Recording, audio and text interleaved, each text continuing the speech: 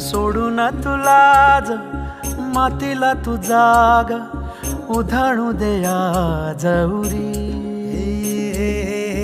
उजाडू दे आज साकड हे माग होऊ दे पहाट नवी. आता होऊन जाऊ दे साऱ्या जगाला पाहू दे पडू दे पाऊल पुढं. जरी काट पाया खाली लाकड्याला येऊ दे पडू दे पाऊल पुढं. मोठी लढाई र लढू मातीसाठी र गड्या मनगटाचं जोर लावून.